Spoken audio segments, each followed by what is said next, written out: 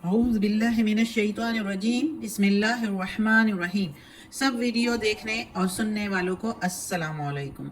हमारे चैनल के प्यारे व्यूवर्स, आज हम तिलावत करेंगे सूरह तौबा की आयत नंबर 1, 2 और 3 जो कि अगले पेज पर है। इंशाल्लाह तिलावत करेंगे तर्जुमा के साथ और तफसीर के साथ। तो चलिए शुरू करते हैं आज का सबक।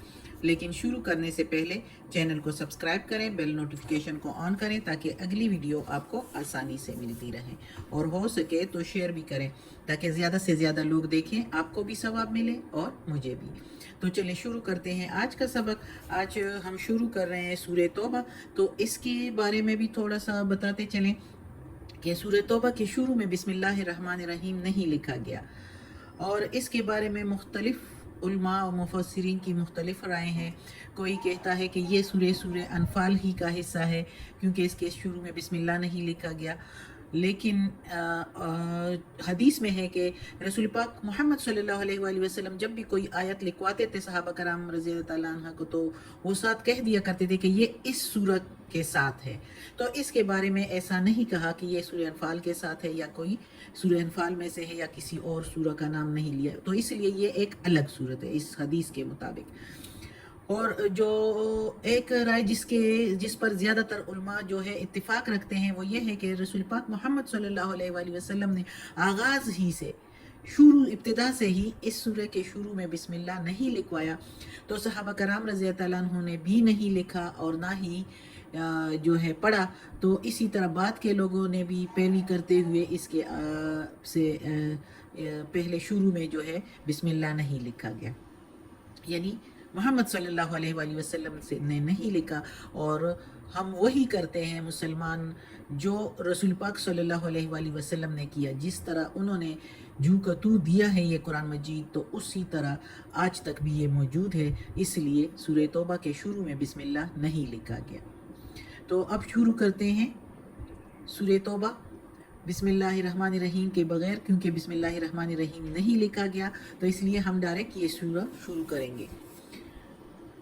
बराअतुम मिनल्लाह, बरी ज़िम्मा है अल्लाह, या बरी है या बेजार है अल्लाह, व रसूलिही, और रसूल उसका, ही के मीनिंग उसका यानी अल्लाह ताला का रसूल, इलल्लज़ीना तरफ उनके जिन से, अल्लज़ीना के मीनिंग इधर हम लेंगे जिन से। आहदतुम मिनल मुशरिकीन, अहद हुआ था तुम्हारा मुशरिकीन में से। आहद अहद हुआ था या मुआहिदा हुआ था, तुम के मीनिंग तुम्हारा, मिन के मीनिंग में से, मुशरिकीन में से। अब इस आयत में अल्लाह ताला कहता है कि बरी ज़िम्मा है अल्लाह और उसका रसूल, यानी बेजार है अल्लाह और उसका रसूल मुशरिकीन के मुआहिदा से, यानी उनका अहद उनको वापस कर दिया जाए जिनसे अहद हुआ था। ये अल्लाह ताला ने इस आयत में क्यों कहा? इसलिए कि सन 6 हिजरी में मुसलमानों का हुदैबिया के मुकाम पर मक्का के कुरैश के साथ मुआहिदा हुआ था, सुलह का मुआहिदा हुआ था, जिसे सुलह हुदैबिया भी कहा जाता है। उसमें मुसलमानों के खलीफ बने थे बनी खज़ा, कबीला बनी खज़ा, और कुरैश के खलीफ बने थे बनी बकर, कबीला बनी बकर। इसलिए ये दोनों कबीले भी इस मुआहिदा के पाबंद थे कि ना ये आपस में लड़ेंगे ना एक दूसरे के दुश्मनों का साथ देंगे। तो इस मुआहिदा के बाद बनी बकर जो मुशरिकीन कुरैश, मक्का के कुरैश का हलीफ बना था, तो उन्होंने मुआहिदा की परवाह ना करते हुए बनी खज़ा पर, कबीला बनी खज़ा पर जो है हमला कर दिया, और कुरैश ने उनकी असलहे से मदद भी की। दोनों ने मुआहिदा की खिलाफ वर्जी की, मुआहिदे की परवाह नहीं की। तो इसलिए अल्लाह ताला ने भी कहा कि इनको इनका अहद फेंक दिया जाए। अब अल्लाह ताला ने, पहले भी हमने पढ़ा है सूरह अनफाल में कि अल्लाह ताला ने कहा है कि जब भी कोई अहद शिकनी करें तो मुसलमानों को अल्लाह ताला ने इजाज़त नहीं दी कि मुसलमान भी यकदम उन पर उसी तरह बग़ैर इतला दिए अहद की परवाह ना करें और मुआहिदा की परवाह ना करें और हमला करें। इजाज़त नहीं देता। अल्लाह ताला कहता है उनको उनका अहद वापस कर दो, फिर उसके बाद उन पर हमला, उनके साथ लड़ाई या जंग करो।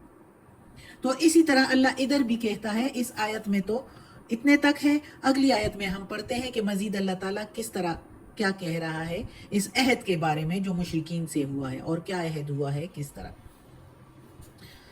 تو اگلی آیت میں ہے فسیحو، پھر پھرو، فی الارض زمین میں، یعنی زمین پر پھرو، اربعۃ چار، اشہر وعلموا 4 مہینے، اور جان لو انکم بے شک تم، غیر نہیں، معجز اللہ تھکا سکتے یا عاجز کر سکتے اللہ کو، بے شک نہیں کر سکتا، کوئی بھی نہیں تھکا سکتا اللہ کو. وَأَنَّ اللَّهَ، اور بے شک اللہ، مخزل کافرین، رسوا کرے گا کافروں کو.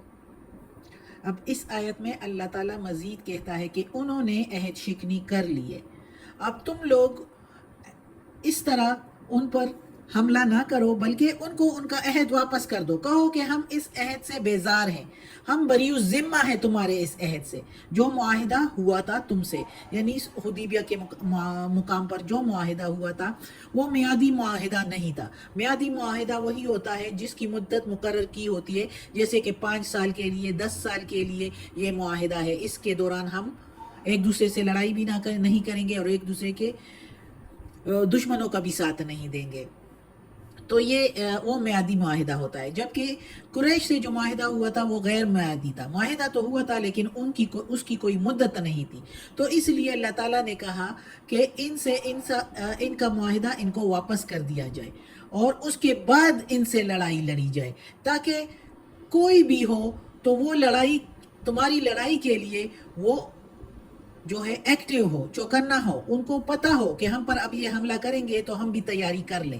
یہ نہ ہو کہ بغیر تیاری کے مخالف والے پر کوئی مسلمان حملہ کرے، یہ اللہ نہیں چاہتا. اللہ مشرکین کے لیے بھی ایسا نہیں چاہتا. دیکھیں اللہ کتنا انصاف والا ہے. ادھر سے پتہ چلتا ہے کہ یہ کتاب اللہ کی ہے، ایسے ذات کی ہے جس نے یہ دنیا پیدا کی، اپنے سارے مخلوق کے لیے وہ انصاف کے ساتھ فیصلے کرتا ہے. چاہے وہ مشرکین جن کو اللہ نے پیدا کیا وہ اللہ کی فرما برداری نہیں کرتے، پھر بھی اللہ ان کے ساتھ انصاف کا رویہ رکھتا ہے. تو اللہ تعالیٰ نے کہا کہ ان کا عہد ان کے واپس کر دو، پھینک دو، ان کو کہو کہ ہم بیزار ہیں، ہم بری الذمہ ہیں تمہارے عہد سے، اور 4 مہینے کا وقت بھی دیا جا رہا ہے، کر لو جو کچھ کرنا ہے 4 مہینوں میں، چاہے عیش عشرت کرتے ہو، اور چاہے تیاری کرتے ہو لڑائی کے لیے، اور چاہے اسلام قبول کرتے ہو. اس کے بعد جان لو کہ بے شک تم اللہ کو تھکا نہیں سکتے، عاجز نہیں کر سکتے، اللہ کی مشیت کو روک نہیں سکتے، اللہ کے تکوینی نظام کو روک نہیں سکتے، اور اللہ کافروں کو رسوا کرے گا. یہ بھی اللہ نے ان کو صاف صاف کہہ دیا کہ یا تو اسلام قبول کر لو، یا توحید اور ایمان کا مرکز یعنی مکہ خالی کر دو، یا پھر مقابلے کے لیے تیار ہو جاؤ، نہیں تو اللہ کو تم روک نہیں سکتے. اللہ رسوا کرے گا کافروں کو. اگر تم نہیں مانو گے، نافرمان بنتے ہو، منکر بنتے ہو، تو اللہ رسوا کرے گا. اس آیت میں اللہ تعالیٰ نے صاف صاف کہہ دیا. اور پھر یہی ہوا کہ سن 8 ہجری میں یہ اللہ تعالیٰ نے حکم دیا، اور محمد صلی اللہ علیہ وآلہ وسلم مکہ پہنچے، اور قریش پر حملہ کیا اور مکہ کو فتح کر لیا آسانی سے سن 8 ہجری میں، اور کافر رسوا ہو گئے. جنہوں نے اسلام قبول کیا وہ تو اسلام قبول کر لیا، ان کی تو دین اور دنیا دونوں سنور گئے، لیکن جو نہیں وہ بھاگ گئے یا رسوا ہو گئے دونوں جہان میں. اگلی آیت میں ہے اللہ تعالیٰ مزید کیا کہہ رہا ہے اسی بارے میں، وَأَذَانٌ مِّنَ اللَّهِ، اور اعلان کر دو اللہ کی طرف سے، وَرَسُولِهِ، اور اس کے رسول کی طرف سے، إِلَى النَّاسِ، طرف لوگوں کے، یعنی دنیا کے لوگوں کو، سارے لوگوں کو اعلان کر دو، یوم الحج الاکبر، بڑے حج کے دن پر، بڑے حج کے دن پر لوگوں کو اعلان کر دو، ان اللہ، بے شک اللہ، بری الذمہ ہے یا بیزار ہے، من المشرکین، مشرکین سے. اللہ بری الذمہ ہے من المشرکین، مشرکین میں سے، یعنی ان کے عہدوں سے بیزار ہے یا بری الذمہ ہے. وَرَسُولُهُ اور اس کا رسول بھی. فَإِن تُبْتُمْ پھر اگر تم توبہ کرو، اسلام قبول کرو، فَهُوَ خَيْرٌ لَكُمْ پس وہی بہتر ہے تمہارے لیے. وَإِن تَوَلَّيْتُمْ اور اگر تم پھر جاتے ہو، تولی پھرنا، تم کے میننگ تم، اگر تم پھر جاتے ہو، فَعْلَمُوا أَنَّكُمْ پس جان لو بے شک تم غیرو نہیں معجز اللہ عاجز کر سکتے اللہ کو. وَبَشِّرِ الَّذِينَ اور خوشخبری سنا دے ان کو جو کفرو کافر ہے، بعذاب علیم ساتھ عذاب دردناک کے. اب اس آیت میں اللہ تعالیٰ دوبارہ کہتا ہے کہ ان مشرکین کو کہہ دو کہ تمہارا عہد سے اللہ اور اس کا رسول بیزار ہے، لیکن ساتھ اللہ تعالیٰ کیا کہتا ہے کہ اعلان کر دو اللہ اور اس کے رسول کی طرف سے لوگوں کو بڑے حج کے دن. اب بڑا حج اس کو کہتے ہیں جو عید الاضحیٰ جو ذی الحجہ میں ہوتا ہے، ذی الحجہ مہینہ میں حج جو ہوتا ہے اس کو دن عید کے دن عید الاضحیٰ کو یا یوم عرفہ کو یوم الحج اکبر کہہ سکتے ہیں، اور عمرہ کو حج اصغر کہتے ہیں. اس لیے اس کو اکبر کہا گیا ہے کہ یہ جو سال میں ایک بار حج ہوتا ہے اس کو حج اکبر کہا جاتا ہے، اور جو عمرہ سالہ سال کرتے ہیں مسلمان کسی بھی دن کر سکتے ہیں اس کو حج اصغر کہا جاتا ہے. تو اس لیے اللہ تعالیٰ نے کہا کہ حج اکبر کے دن جو خطبہ دیا جاتا ہے جس میں سارے مسلمان موجود ہوتے ہیں حج کے موقع پر، تو اس میں اعلان کر دیا جائے کہ اللہ اور اس کا رسول سب کے معاہدوں سے بری الذمہ ہیں. یہ سن 9 ہجری کی بات ہے کہ یہ آیت نازل ہوئی. تو اس سے پہلے رسول پاک محمد صلی اللہ علیہ وآلہ وسلم نے حضرت ابوبکر صدیق رضی اللہ عنہ کو امیر حجاج مقرر کر کے مکہ روانہ کر چکے تھے.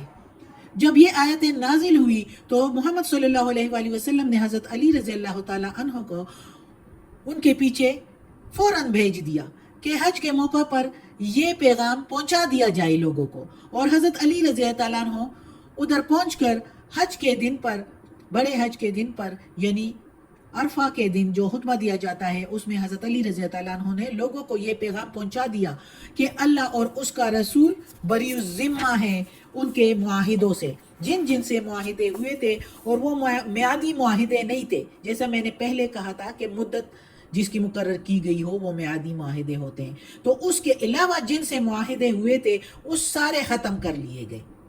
اور یہ ان کے لیے بھی ہے جن سے معاہدے نہیں ہوئے تھے، تو ان کو بھی وارننگ دی گئی کہ کسی کے ساتھ اب کوئی معاہدہ نہیں، اور اب مسلمان جو ہے سب پر حملہ کریں گے اگر وہ مسلمان نہیں ہوں گے. اگر وہ توبہ کر لے، اسلام قبول کر لے تو ان کے لیے بہتر ہے، نہیں تو مسلمان ان پر حملہ کریں گے اور ان سے ان کے ریاستیں جو ہے قبضہ کی جائے گی، لی جائے گی، کیونکہ وہ اسلامی مملکت میں شامل کر دی جائے گی. ساری دنیا پر اللہ ہی کا دین ہو. تو اللہ تعالیٰ نے سب کو اللہ نے کہہ دیا کہ اس کا رسول اور اللہ بری الذمہ ہے ان کے معاہدوں سے جن سے میعادی معاہدہ نہیں ہوا تھا. معاہدہ ہوا تھا لیکن میعادی نہیں تھا. تو جو قبول کر لیا جنہوں نے اسلام تو وہ تو سنور گئے، لیکن جنہوں نے نہیں کیا تو ان پر پھر جو ہے لڑائیاں مسلمانوں نے ان کے ساتھ لڑی، اور کافی ممالک جو ہے وہ اسلام میں شامل ہو گئے، اسلامی مملکت میں شامل ہو گئے. اور اللہ تعالیٰ نے پھر ادھر یہ بھی کہہ دیا کہ خوشخبری سنا دے کافروں کو دردناک عذاب کی دونوں جہان میں. صاف ستھرا کہہ رہا ہے اللہ تعالیٰ قرآن میں. اس وقت کے کافروں کو بھی پتہ چل گیا کہ یہ اللہ تعالیٰ نے کہہ دیا ہے. تو جنہوں نے اسلام قبول کر لی، جو متاثر ہوئے، جو ڈر گئے، انہوں نے تو قبول کر لیا. کافی لوگوں نے، ابو سفیان، اس کی بیوی ہندہ جو کہ اب رضی اللہ تعالیٰ عنہ کہلاتے ہیں، ان کے بچے، گھر والے، کافی اور لوگ بھی جو مسلمان نہیں تھے وہ مسلمان ہو گئے تھے پھر. اور باقی یہ سن 9 ہجری میں اعلان کر دیا گیا کہ ساروں سے معاہدہ ختم اور اب لڑائی کے لیے تیار ہو جائے، یا تو اسلام قبول کر لے یا لڑائی کے لیے تیار ہو جائے. اور کافروں کے لیے دردناک عذاب ہے. صدق اللہ العظیم. آج کا سبق ختم ہوتا ہے. اللہ ہمیں توفیق دے اس قرآن مجید کا ترجمہ مکمل کرنے کی اور اس پر عمل کرنے کی توفیق دے. صدق اللہ العظیم.